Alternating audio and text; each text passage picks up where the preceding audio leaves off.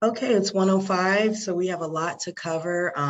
Let me first start by welcoming everyone to this session, and congratulations on taking time for yourself to explore topics on self-care.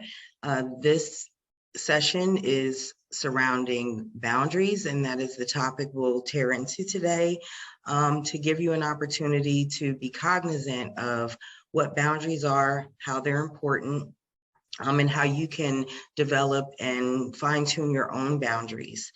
My name is Aiesha Thomas. I'll be your coach for today, to share with you different topics on creating healthy boundaries. So by the end of this session, you'll be able to identify your boundaries and maybe hone new ones that you didn't know that were required in your life. So let's talk about first, what are boundaries?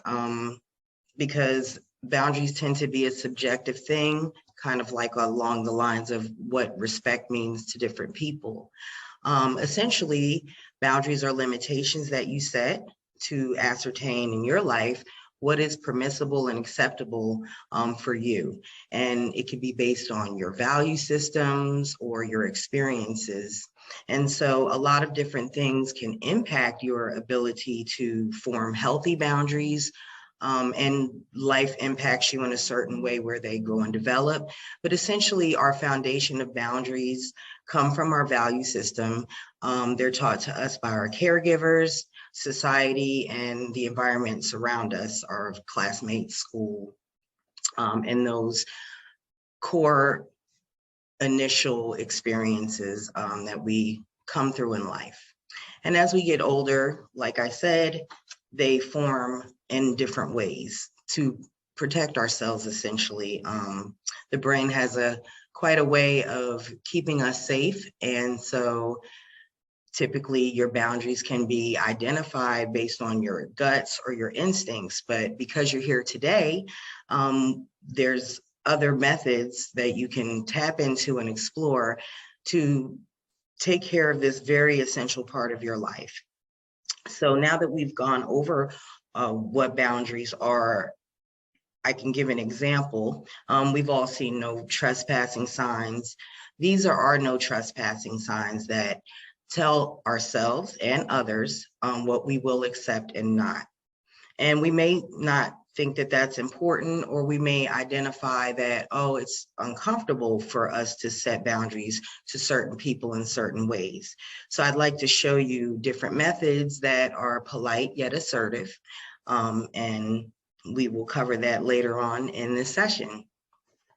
So if you notice red flags in a situation, like I said, that typically comes from your instincts, your gut feelings, or a sense that something is not right or doesn't sit well with you, you should acknowledge that. Acknowledge how you feel about a certain thing, without the guilt-free attachment that goes along with setting personal boundaries for yourself. So what are the advantages of healthy boundaries? Well, overall, you feel a lot better. You have good mental health, good environmental health, and emotional health, it develops your autonomy in a way, and it also instills self-respect and allow you to communicate to others who you are so they can respect you in different ways. So the opposite of healthy boundaries causes a lack of health. We talk about toxic environments, things that are unhealthy. Lack of setting your personal boundaries is an unhealthy way to live. It can cause you to be angry on the inside or the outside, hold resentment for people, and get burned out. So to avoid that, to identify with healthy boundaries is of benefit, right? So it also influences others' behaviors. So if you've noticed that, hey, there's a lot of people that I encounter that say rub me the wrong way, they may be disrespectful, as we say, throw shade. These are areas where you identify where the boundaries are not being respected. And some people have to be able to absorb the communication of that. And you have to empower yourself in order to communicate to others what your boundaries are and what is acceptable to you, in hopes that they get to know you and learn who you are and align with what you're putting out there, okay? So the different types of boundaries we have, and these boundaries extend to co-workers, friends, partners, and you even have personal boundaries that you set for yourself. So for instance, you may say, I am not going to allow myself to get too involved with a situation that is out of my control. We've all encountered situations that come up, and for example, you may have a friend who is moving and you're not available that weekend, or you may not have the energy to help your friend move. You can decline, and there's different ways to say no, and I'll explore that later on in the session. But right now we want to really discuss what your boundaries are, how they shape your life, and what the different types are, so you can be aware. So there are physical boundaries that you have, intellectual boundaries, emotional boundaries, sexual boundaries, material boundaries, and time boundaries. So if we tear into those, physical boundaries are those boundaries that define your physical self. Somebody bumping into you in passing, or stepping on your toe. These are our physical boundaries that you may be able to identify, okay, well, I remember that happening. Now I know that that's a physical boundary, say, violation. And to be able to identify what your values are. So I don't know if you have a pen and pad or jotting down anything, but if you'd like to take a moment, you can kind of just maybe jot down a few things that define what your physical boundaries are. And I like to have things written because that allows you to be cognizant of the things and absorb them, and maybe even take it a little step further down the line and explore each component and separately and give it the attention that it needs. So your intellectual boundaries, examples of how someone can violate your intellectual boundaries, maybe insulting your intelligence or pretending they didn't hear what you had to say. So these are your intellectual boundaries, and they may resonate differently for you. You may have, of course, personal and unique things that apply to that. So your emotional boundaries, and I'm giving examples because a lot of times we learn from our experiences and what strikes us. And in order to erect strong personal boundaries, or healthy ones, we have to be able to identify those infractions, okay? So jot down a few things, emotional boundaries that are important for you. And you may want to even explore, like I said, a little deeper, how these things may have impacted you. So as you go through this exercise, it uncovers a lot of the hard questions. And so I hope you keep continuing to peel the layers off. So we'll move into the next boundary category, and that is your sexual boundaries.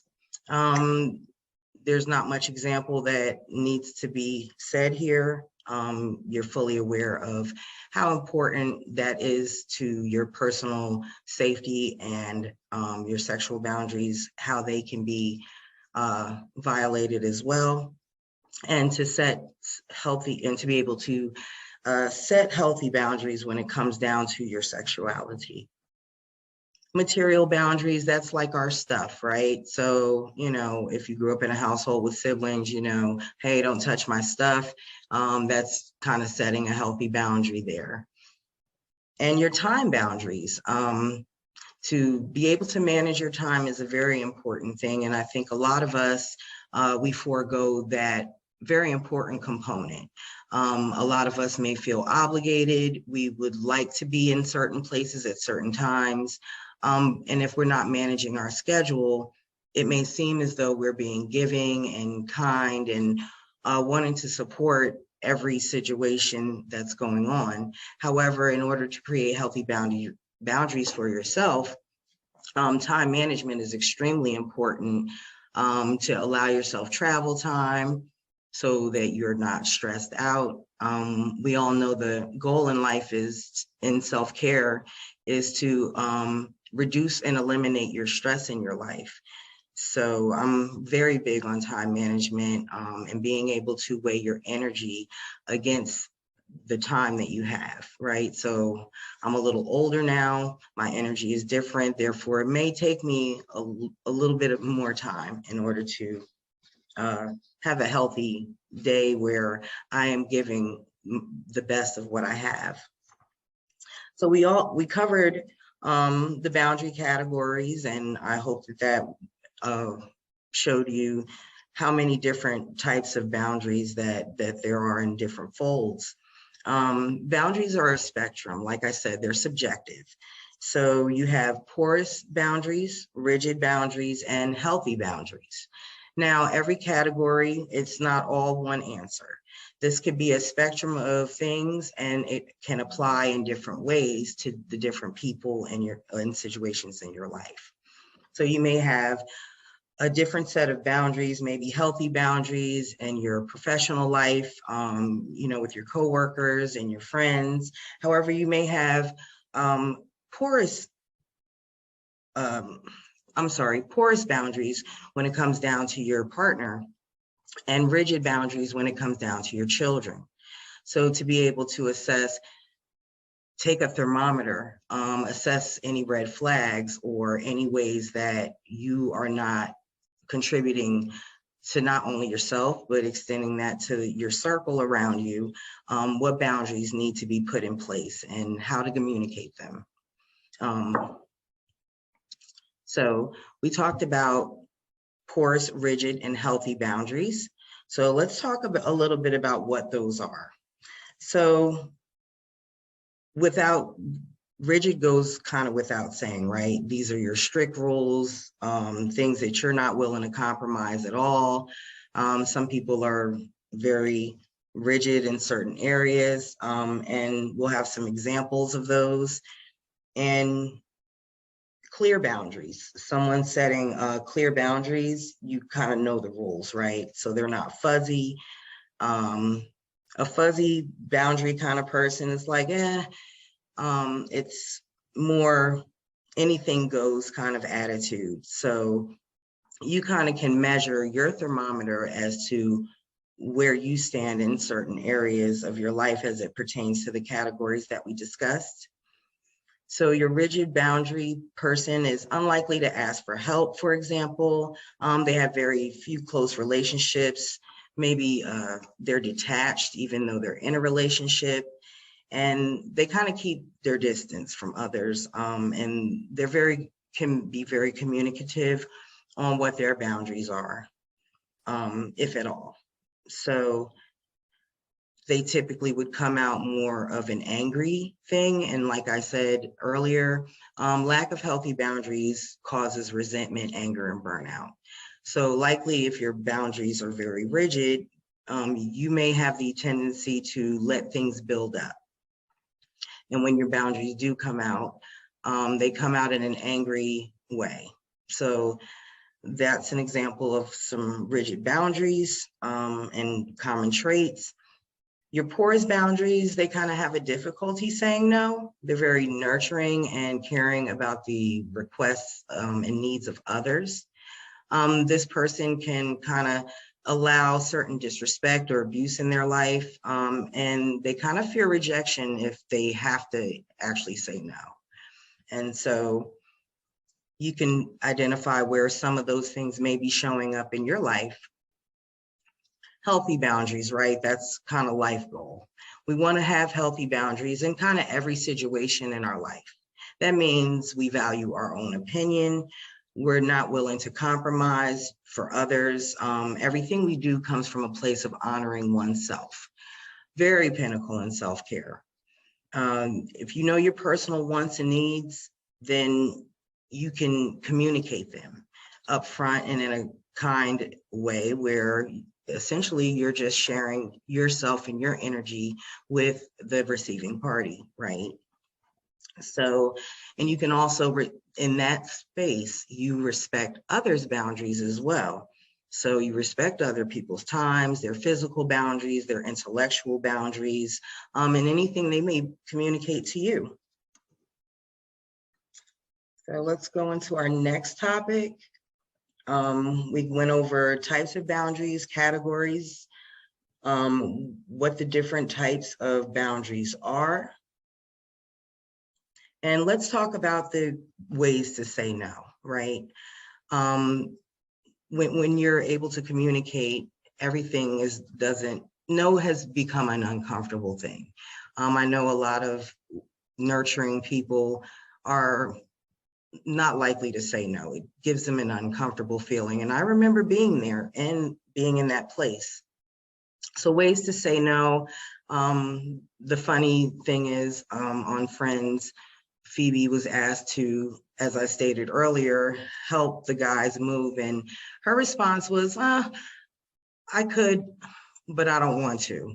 So, and that sounds funny. You know, I wish I could, but I don't want to. I'm not able to do that right now. I don't think I have the bandwidth to do that. And communicating clearly allows you to avoid burnout because nobody can take on everything.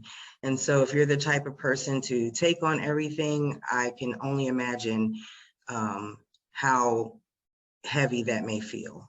So enforcing these boundaries in your life will be a life-changing situation. And it may not feel uncomfortable to say no in the beginning. However, eventually you grow to be comfortable with it and you see how other people receive that and honor your time, your intellectual property, and your stuff, right? So it bodes well to expand your vocabulary, find different ways to say no, and taking a measure of what your personal boundaries are. I hope I've given you a great set of information to, define your boundaries. So how do you set personal boundaries? Right? There's different ways. There is a process. There is a step that you should be aware of when you're determining what your boundaries are, and that is to define them, essentially. That's why I suggested jotting down these different areas so that you can kind of dig into them deeper after the call, get some quiet time, have some tea, and really reflect on what your boundaries are. You know, life moves really, really fast. And to take the time, part of self-care is stopping for a moment, sitting with yourself. Notice I said with yourself and not by yourself, okay? You're never alone. And creating healthy boundaries is forming the relationship that you have with yourself. So we will conclude on how to set your personal boundaries. You define them, then you form the words. You may have to form the words in your quiet time so that you can start forming the words out loud to other people. Okay, keep it simple. There's not a lot of explanation that's required to say no. Sometimes the answer is just no. Sometimes the answer is just, I'm not able to do that. And that's okay. Don't over-explain. Set consequences, right? People identify with that. The psychology identifies with that. For example, you can say, well, I'm a timely person. If you keep coming late to our dates, I don't think that's gonna be something I can accept moving forward. And that's it. That's an example of setting a personal boundary, saying it simply, and setting a consequence. You deserve to be honored. You deserve to have your needs met. You deserve to know your boundaries and be able to enforce them so you can feel safe, happy, loved, and honored. And so I hope these topics today that we covered contribute to your self-care, that you take an opportunity to form these to be the best person that you can be, and your world will change around you. Allow your world to change around you. There may be toxic situations that cannot be salvaged, and that's okay. The goal is to move toward a more positive place in your life and get to know yourself and learn to love yourself and your boundaries. I'll take the last 5 minutes to see if anybody has any questions. And if you've visited my bio, I wasn't able to get it posted, so it'll post sometime after the video.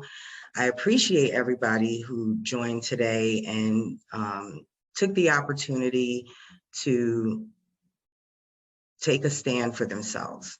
There's an old adage we talk about, if you don't stand for something, you'll fall for anything. So stand up for yourself. Know where you stand on certain topics without the influence of others.